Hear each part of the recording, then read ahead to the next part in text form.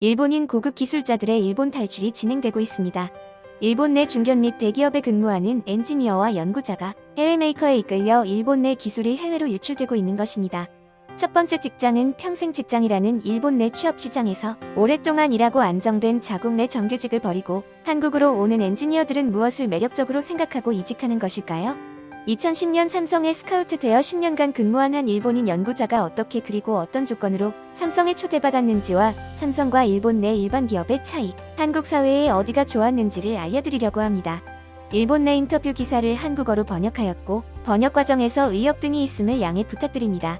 영상은 일본 현지의 입장에서 서술되었으며 국내라는 표현은 모두 일본을 의미합니다. 폐쇄적인 섬나라인 일본. 장인 정신이 기본 바탕이 된 기술력으로 과거 미국, 다음에 초경제 대국이었던 이 나라는 과거 만들어 놓았던 수많은 기술이 해외로 유출되고 있는 상태입니다.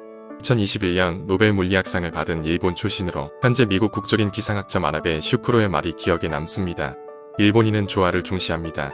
상대방에게 피해가 가지 않도록 조심하며 주위 사람들이 나를 어떻게 생각하는지 걱정합니다. 하지만 미국에서는 다른 사람에게 내가 어떻게 생각되는지 전혀 신경 쓰지 않습니다. 그건 바로 내가 하고 싶은 일을 할 수 있는 환경이 조성되는 것입니다. 나는 내가 하고 싶은 일을 하고 싶습니다. 누군가가 나에게 일본으로 갈 생각 없나? 라고 물어본다면 나는 절대 가고 싶지 않다고 이야기할 것입니다. 나는 그 일본 특유의 조화 속에서 살 수 있는 능력이 없기 때문입니다. 이야기한 마나베 씨 뿐만이 아니더라도 현재 일본에서 연구자가 자유롭게 자신만의 생각을 펼치며 연구에 집중하는 것이 어려운 것은 사실입니다. 나는 일본에서 그런 위화감을 아주 많이 느꼈으며 그게 내가 한국이라는 신세계를 택한 이유입니다. 저는 2010년 당시 국내 대기업 신소재 메이커에서 연구자로 근무하고 있었습니다. 아침부터 비가 내리고 있던 어느 날이었습니다. 회사 사내 전화를 통해 수상한 헤드헌터로부터 전화가 걸려왔습니다. 당시 일본 사회 전체가 엔지니어 및 연구자의 이직이 활발했던 시기였고 저도 이전부터 여러 번 이야기를 들어본 적이 있었기 때문에 많이 놀라지는 않았습니다. 저 자신은 예전부터 일본식 오래된 셀러리맨이라는 것을 알고 있었습니다. 정년까지 근무하는 것이 당연하고 이직에는 전혀 관심이 없었습니다. 오히려 이직하는 동료들을 멍청하다고 비웃기도 하였죠. 정중하게 거절하려고 했으나 마음속에서 그냥 한번 만나보고 술자리에 썰로 풀면 좋을 것 같다는 생각이 들어 헤드헌터를 한번 만나보기로 하였습니다. 첫 번째 면담 때는 이런 이야기였습니다. 삼성으로 이직하여 신소재 개발을 해 달라. 당신의 특허 출원 내용을 모두 보고 연락하게 되었다. 오게 된다면 지금 급여의 150%를 지급하겠다. 그런 이야기를 들었지만 그날 업무가 고단하여 정신이 없는 상태였고 제시된 연봉과 나머지 직장 인생을 그냥 단순하게 계산하면서 다시 면담을 하는 것으로 대충 이야기하고 일단 헤어졌습니다. 2차 면담에서는 지난번에 말한 급여보다 더 올라 지금 급여의 170%가 제시되었고 구체적인 직무 내용도 이야기해 주었습니다. 하지만 지금까지의 경력과 인맥을 모두 버리고 일본을 나와 한국에 있는 연구소로 이직한다는 자체가 약간 부담이 되었고 제가 홀몸이라고 하더라도 쉽게 결정할 수 없는 문제였습니다. 이때도 일단 보류해보자는 이야기를 하고 자리를 벗어났습니다. 앞으로 해외에서 몇 년 동안 살 수 있을까? 라는 불안감, 낯선 환경에서의 체력적, 정신적인 한계, 그리고 갑작스러운 병과 사고가 있을지도 모른다는 생각이 들었습니다.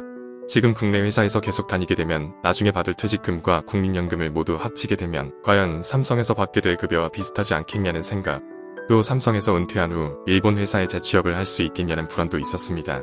게다가 일부에서는 한국 기업에 끌려 전직한 사람은 나라를 팔아먹은 배신자라는 극단적인 사고방식이 있는 사람도 있다는 것을 알고 있습니다. 그렇게 여러가지 생각하고 있을 때 헤드헌터에게 전화가 왔습니다. 이번에는 긴자의 고급 요정에서 만나자고 하여 맛있는 거 사주려나라는 생각을 하고 갔는데 그 자리에는 삼성의 임원이 직접 한국에서 와서 나를 반겨줬습니다. 고작 내가 뭔데 이런 높은 사람이 나를 만나기 위해서 직접 일본까지 방문했다고. 저는 당시 막 40대가 되었지만 국내 회사에서는 인력 정체가 심해 앞으로 이 이상 직책에 올라갈 수 있을 거라고 생각되지 않았습니다. 다만 이를 반대로 이야기하면 일본 기업에서 계속 근무하면 법률에 보호되기 때문에 그냥 이렇게 길고 가늘게 갈 수 있을 것입니다. 필사적으로 일하지 않고도 적당히 대충 일하면서 정년까지 근무할 수 있을 것입니다. 실제로 그런 인간들이 연구소 내에 아주 많았습니다. 저도 분명 그런 인생을 살 거라고 항상 생각하고 있었지만 임원과의 면담 도중에 마음이 바뀌었습니다. 그렇게 멍한 인생을 보내는 것보다 연구자로서 세계적인 대기업에 소속되어 일하는 편이 전 세계에 도움되지 않겠느냐는 생각을 가지게 되었습니다. 세 번째 면담의 끝에는 앞으로 나는 세계에서 싸우겠다 라는 일종의 사명감까지 생겼다는 것을 지금까지 기억하고 있습니다. 헤드헌팅은 어떻게 보면 신흥 종교의 권유랑 비슷하다는 생각을 해봅니다. 마음이 약해질 때 조용히 다가와서 자신의 이제까지 생각했던 모든 것을 바꿔버리니깐요. 그리고 며칠 후에 서울행 항공권과 고급 호텔 티켓이 집으로 왔습니다. 국내 회사에 다녔다면 정말 가보기 힘들었을 초고급 호텔의 스위트룸. 회사 내에서는 전혀 들키지 않을 주말을 이용한 한국 투어였습니다. 한국에 도착하니 설비 견학, 담당 임원들, 그리고 대표이사와의 면담이 이루어졌습니다. 이 모든 게 허투루지 않았습니다.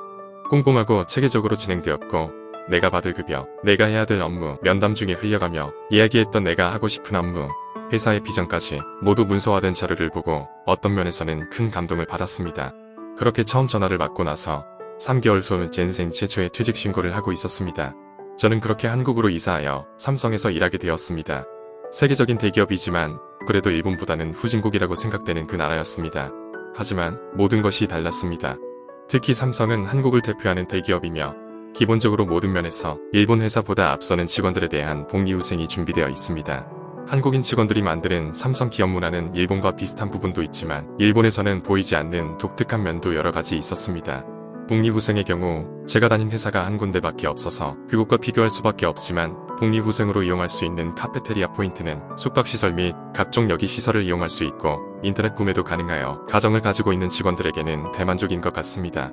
또 특이한 점은 연 1회의 건강검진입니다. 삼성 계열의 병원에서 하지만 마치 호텔에서 받는 것처럼 호화롭습니다.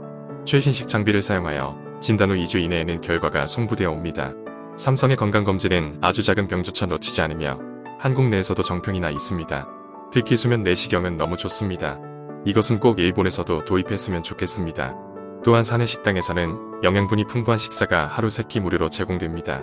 그 밖에도 생일이나 결혼기념일에 회사로부터 선물을 받고 운동회나 문화이벤트, 직원들끼리의 저녁 식사 등 질리지 않는 이벤트가 매우 많습니다. 재미있는 것은 문재인 정권이 되고 나서 주 40시간 노동제가 추진된 덕분에 근무 시간이 아주 짧아진 것입니다. 그전까지는 토요일에도 당연히 출근하고 있었지만 이제는 그 습관도 없어져 무의미한 잔업이 매우 줄어들었습니다. 삼성의 톱은 여러 가지 죄로 자주 수감되고 있지만 회사는 나라의 모범이 되려고 노력하고 있는 것처럼 보였습니다. 하지만 이만큼 축복받은 환경에서도 진학과 해외 기업의 이직 등을 이유로 삼성을 떠나는 한국 사람들의 상승 지향 욕구는 정말 감복스럽습니다.